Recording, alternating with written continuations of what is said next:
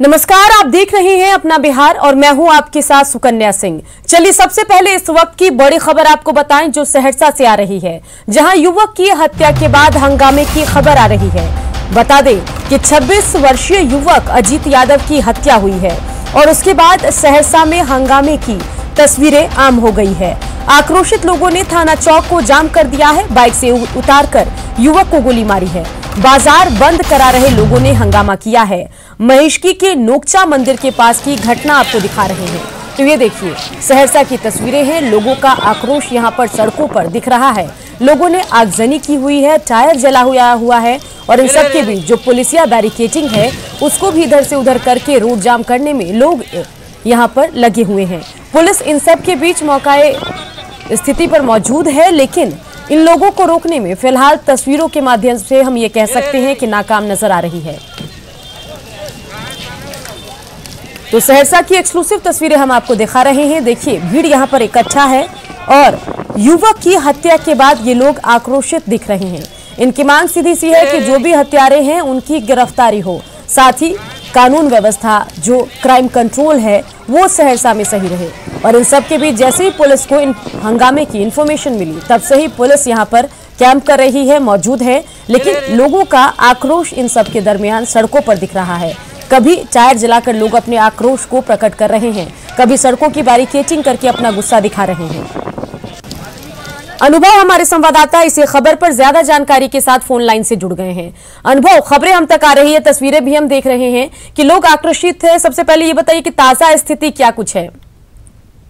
जी सुकन्या, ताजा स्थिति जो है, जो मैं बता दूं, ये मृतक जो है अजीत यादव, वो जो सदर थाना क्षेत्र का रिफुजी कॉलोनी में उसका आवास है, जो यहाँ रहता था और आज जो है अपने गांव जा रहा था। गांव जाने के दौरान महर्षि थाना अंतर्गत जो है जमरोह गांव है, जहाँ पे नोकचा मंदिर के पास जो है वहाँ पर पहले से घात लगाया अपराधी ने, जो कुछ इसको मोटरसाइकिल से उतारकर गोली मारा, जिसके बाद आनंद फानंद में जो है उसे सहरसा निजी क्लिनिक में भर्ती कराया गया, भर्ती कराने लाया गया, जहाँ की डॉक्टर ने उसे मृत घोषित कर दिया।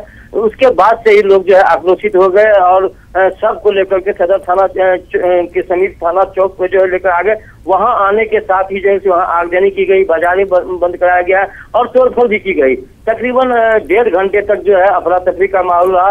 इसी दौरान जो है जिलाधिकारी की भी गाड़ी आ रही थी, उसको भी आधे घंटे तक जिलाधिकारी की गाड़ी को भी रोका गया, जिसके बाद मौके पर जो है काफी संख्या में पुलिस बल पहुंची और खुद जो है पुलिस कप्तान इसका नेतृत्व कर रहे थे। उसके बाद काफी समझाने बुझाने के बाद जो है अभी जो है कुछ देर पहले जो है जाम हट पाया है और सबको जो है पोस्टमार्टम के लिए भेजा गया है। जी सुकन्या।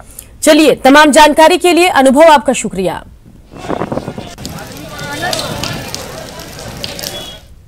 अगली अहम खबर आपको नवादा से बताएंगे, जहां नवादा में महिला ने आत्महत्या कर ली है। 2 बच्चों के साथ आहर में डूबकर महिला ने आत्महत्या की है। लौदाहर से सभी का शव बरामद किया गया है। 5 महीने पहले पति की मौत हुई थी। पति की मौत के बाद महिला की मानसिक स्थिति जो है वो ठीक नहीं चल रही थी। उनका इलाज भी चल रहा था और अब खबर है कि अपने बच्चों के साथ महिला ने आत्महत्या कर ली है। अनिल हमारे संवाददाता इस खबर पर ज्यादा जानकारी के साथ फोन लाइन से जुड़ गए हैं। अनिल, महिला ने आत्महत्या की है और उनकी मानसिक स्थिति को लेकर भी कई सवाल उठ रहे हैं। आप तक क्या कुछ जानकारी है, ये जरा बताइए। देखिए सुकन्या, अभी जब उनके परिजनों ने जब सबको पोस्टमार्टम के लिए पुलिस ने भेजा था, तो उन्होंने बताया कि सुषमा देवी उनकी पत्नी थी, जो पिछले कुछ महीनों से उनका मानसिक संतुलन ठीक नहीं चल रहा था, जिसके कारण वो अपने घर मायके में ही रह रही थी और उनका इलाज वहीं से चल रहा था। कर देर शाम वो अपने दोनों बच्चों के साथ यह कहकर घर से निकली कि वो अपने ससुराल जा रही है किसी काम के लिए, मगर वो देर रात तक ससुराल भी नहीं पहुंची। और जब आज सुबह ग्रामीण जब उस इलाके में जब आहर के समीप पहुंचे, तो लौंद स्टेशन के समीप एक आहर है, उसी आहर के समीप एक शव जो है पानी के ऊपर तैरता हुआ मिला। तो फिर उसके बाद लोगों ने जब उसे पुलिस को जब सूचना दी, तो एक एक करके तीनों लाश को बरामद कर लिया गया। हालांकि बाद में उसके बच्चे की लाश तलाशने में काफी कड़ी मशक्कत करना पड़ा, मगर इस घटना के बाद उनके ससुराल वाले से लेकर घर वालों तक में माहौल जो है जो पूरा गमगीन हो गया है। और उसके एकमात्र परिवार में बचे ससुर का अभी बेटे का सदमा भी, मौत का सदमा झेल भी नहीं पाए थे कि अभी फिर से पोते पोती एवं बहू की मौत के बाद वो काफी अस्तब्ध हो गए हैं। फिलहाल सभी के सबको पोस्टमार्टम करा के गांव वालों के सौजन्य से अंतिम संस्कार के लिए चलिए, तमाम जानकारी के लिए आपका शुक्रिया। मधेपुरा के चौसा और आलमनगर के 1 दर्जन से अधिक पंचायत 1.5 महीने से बाढ़ की चपेट में है। जिले के कई गांव और पंचायत टापू में तब्दील हो चुके हैं। चौसा का मोरसंदा गांव भी बाढ़ से बेहाल है। इलाके का 3 तरफ से संपर्क टूटा हुआ है। आने जाने का एकमात्र साधन नाव ही नजर आ रहा है। ग्रामीणों का कहना है कि 2016 में बाढ़ में कटे सड़क को अब तक ठीक नहीं किया गया, जिससे लोगों की परेशानी बढ़ गई है।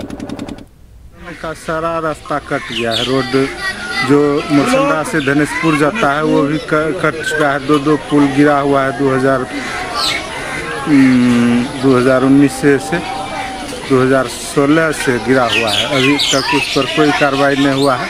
उसके बाद यहाँ से बाबा विश्वराउत वाला बनवे ने किया है, वो उसमें बीच में 2-3 धार है। एलजेपी प्रमुख चिराग पासवान ने आज पार्टी के नेताओं के साथ बैठक की। इस दौरान वर्तमान राजनीतिक हालात पर चर्चा हुई, साथ ही चुनावी रणनीति भी तैयार की गई। सूत्रों के हवाले से हम तक जो खबर आ रही है वो आपको बताएं कि चिराग ने पार्टी नेताओं को 2 टूक कहा है कि सरकार की नाकामियों को जनता के सामने रखें। उन्होंने पार्टी नेताओं से उनकी राय भी मांगी। वहीं ललन सिंह के कालिदास वाले बयान पर कहा कि उनके संसदीय क्षेत्र का एक विधानसभा क्षेत्र जमुई में ही आता है और बिना सहयोग के जीत संभव नहीं है। जिन्हें जो कहना है कहते रहे। वहीं बैठक के बारे में बताते हुए पार्टी के सांसद चंदन पासवान ने कहा है, पार्टी के राष्ट्रीय अध्यक्ष के खिलाफ जो भी बोलेगा उन्हें जवाब दिया जाएगा। कालिदास सूरदास नहीं चल रहा है, जो था परसों 2 दिन पहले का मैटर था, कहानी खत्म हो गया। फिर जब आएगा मैटर, जो लोग जवाब देंगे, हमारे राष्ट्रीय अध्यक्ष को जो लोग भी जवाब देंगे उनको जवाब दिया जाएगा। और हमारे पार्टी के कार्यकर्ता और सिपाही हर परिस्थिति में चुनाव के लिए तैयार है। जेडीयू लगातार हमले बोल रही है आप पे, कालिदास बोला। इन सभी बातों का जवाब राष्ट्रीय अध्यक्ष जी देंगे और राष्ट्रीय अध्यक्ष जी ने साफ कहा है कि वो उम्र में छोटे हैं, बड़े लोग क्या बोलते हैं उनकी सभी बातों का हमको जवाब नहीं देना है। हम अपने बिहार की चिंता कर रहे हैं, बिहारियों की चिंता कर रहे हैं। बिहार कैसे फर्स्ट हो, बिहारी कैसे फर्स्ट हो, ये हमारी चिंता है। और इस विजन के साथ हम सिर्फ समस्या नहीं बताते हैं, हम सुझाव देते हैं। और हमारे सुझाव देने से अगर किसी को तकलीफ होती है तो इसके लिए हम क्या। और इन सबके बीच बयान मुलाकात पर पप्पू यादव का साफ जवाब नहीं मिला। पप्पू यादव ने चिराग पासवान की तारीफ की। बिहार के सीएम बनने लायक हैं चिराग पासवान, ये कहना है जन अधिकार पार्टी के अध्यक्ष पप्पू यादव का।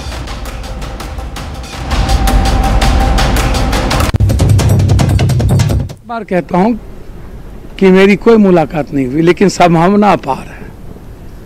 आप क्लियर समझ लीजिए कि बिहार जब आप कोई 1.5-2% जातीय और सामाजिक आधार ही लीजिएगा तो उसमें पासवान जी बहुत ऊपर है। ये आप कह रहे हैं कि कोई मुलाकात नहीं हुई, हमारे सोर्स बोलते हैं कि आपकी मुलाकात हुई। आप भी जानते हैं कि आपकी मुलाकात आपका सोर्स, आपके सोर्स बताते होंगे। मैं सिर्फ इतना कह सकता हूं कि 30 साल के बाद एक नई शुरुआत होती है और उसमें यदि आप हमसे पूछेंगे तो मैं जरूर चाहूंगा एक नई ऊर्जावान चेहरा जो बिहार और बिहारियों की बात करे।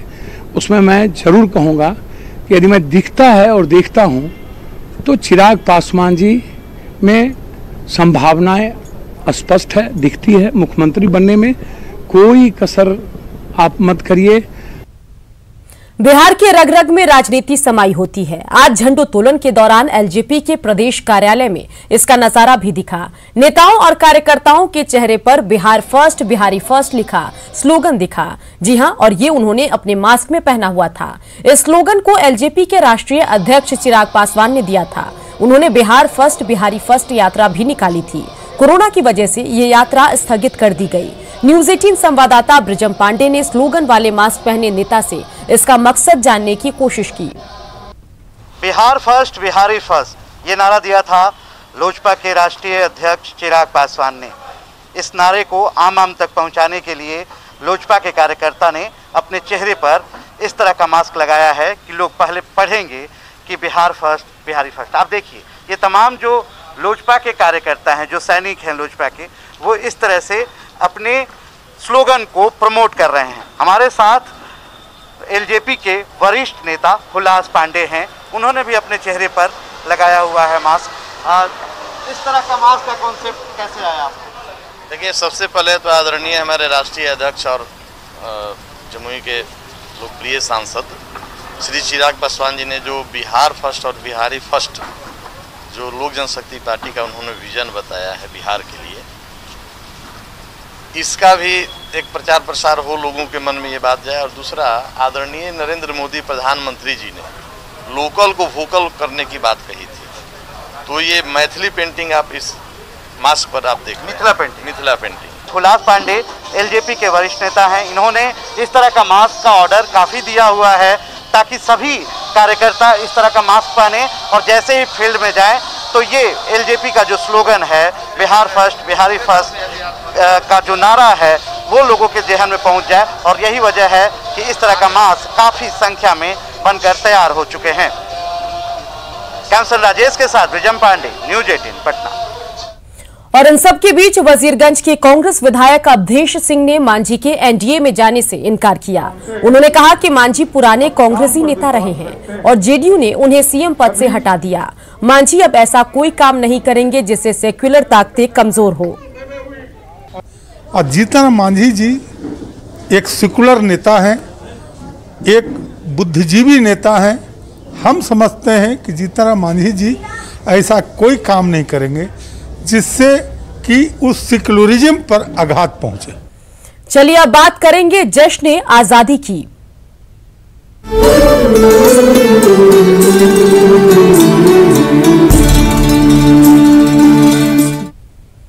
74वें स्वतंत्रता दिवस की रौनक पटना के पार्टी कार्यालय में दिखी। कांग्रेस के प्रदेश कार्यालय सदाकत आश्रम में झंडा फहराया गया। इस दौरान छोटे बड़े कई नेता कार्यकर्ता मौजूद रहे। बीजेपी कार्यालय में प्रदेश अध्यक्ष संजय जायसवाल ने झंडोत्तोलन किया और राज्य के लोगों को स्वतंत्रता दिवस की शुभकामनाएं दी। जेडीयू दफ्तर में पार्टी के सीनियर नेता सांसद ललन सिंह ने झंडा फहराया और तिरंगे को सलामी दी, जबकि आरजेडी ऑफिस में प्रदेश अध्यक्ष जगदानंद सिंह ने तिरंगे को फहराया। इस मौके पर नेता प्रतिपक्ष तेजस्वी यादव भी मौजूद रहे, जबकि लोक जनशक्ति पार्टी के कार्यालय में राष्ट्रीय अध्यक्ष चिराग पासवान ने झंडा फहराया और स्वतंत्रता दिवस की शुभकामना दी। स्वतंत्रता दिवस के मौके पर आज पटना के गांधी मैदान में समारोह का आयोजन हुआ। कोरोना को देखते हुए न झांकी निकाली गई और न ही परेड का आयोजन हुआ।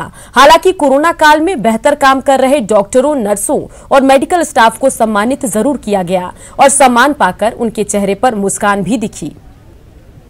74वें स्वतंत्रता दिवस के मौके पर कोरोना के कारण झांकियां भले ही ना निकली हो, लेकिन एक मामले में ये बड़ा खास रहा ये मौका, क्योंकि इस बार पहली बार जो डॉक्टर्स हैं, जो कोरोना वॉरियर्स हैं, उन्हें सम्मानित किया गया है गांधी मैदान में सीएम के द्वारा। हमारे साथ देखिए पूरे डॉक्टर्स हैं जो इस बार कोरोना के इस भीषण परिस्थिति में, मुश्किल दौर में लोगों के लिए जान जीवन दे करके लोगों के लिए लगे रहे और आज ये गांधी मैदान में सम्मानित हुए हैं।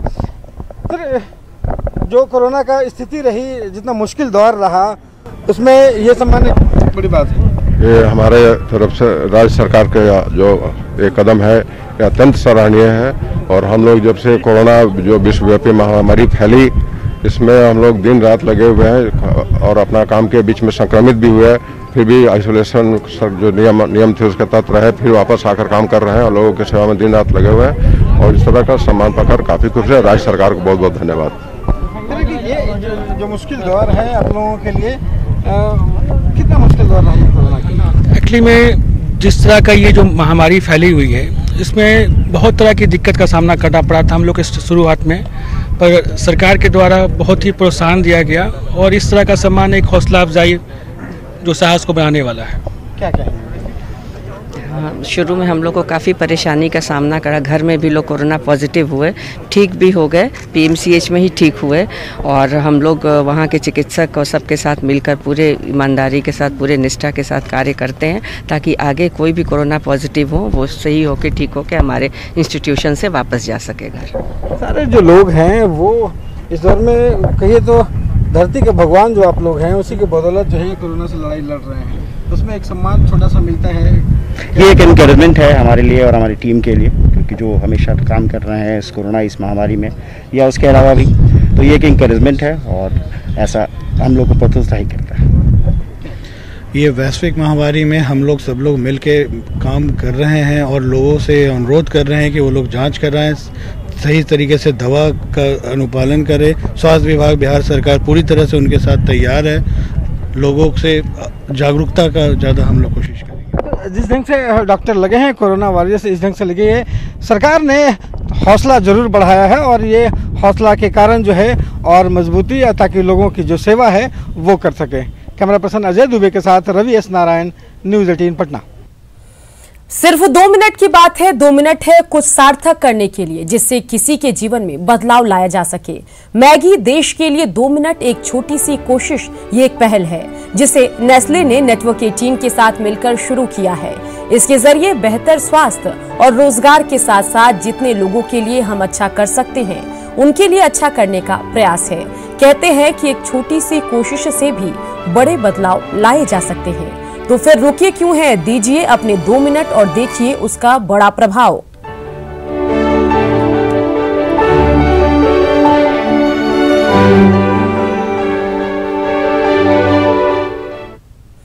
खबरें अभी और भी है, बने रहिए, जल्द लौटेंगे।